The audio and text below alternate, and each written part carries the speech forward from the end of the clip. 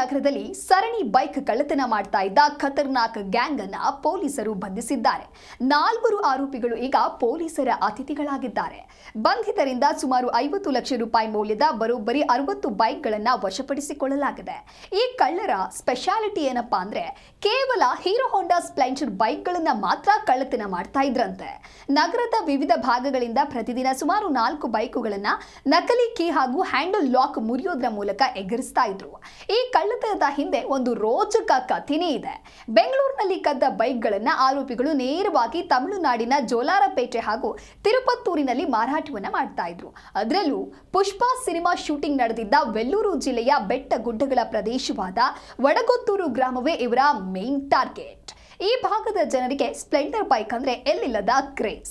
ಬೆಟ್ಟದ ಹಾದಿಯಲ್ಲಿ first gear ಹಾಕಿ ಗಾಡಿ ಓಡಿಸೋದಕ್ಕೆ ಸ್ಪ್ಲೆಂಡರ್ ಬೈಕ್ ಹೆಚ್ಚು ಸೂಕ್ತ ಹಾಗೂ ಮೈಲೇಜ್ ಕೂಡ ಚೆನ್ನಾಗಿ ಬರುತ್ತೆ ಅನ್ನುವಂತ ಕಾರಣಕ್ಕೆ ಅಲ್ಲಿ ಈ ಬೈಕ್ಗಳಿಗೆ ಭಾರಿ ಬೇಡಿಕೆ ಇತ್ತು. ಇದನ್ನೇ ಬಂಡವಾಳ ಮಾಡಿಕೊಂಡಿದ್ದ ಈ ಖದೀಮರು ಕದ್ದ ಬೈಕ್ಗಳನ್ನ ಕಡಿಮೆ ಬೆಲೆಗೆ ಆ ಹಳ್ಳಿಯ ಜನರಿಗೆ ಮಾರ್ತಾ ಇದ್ರು.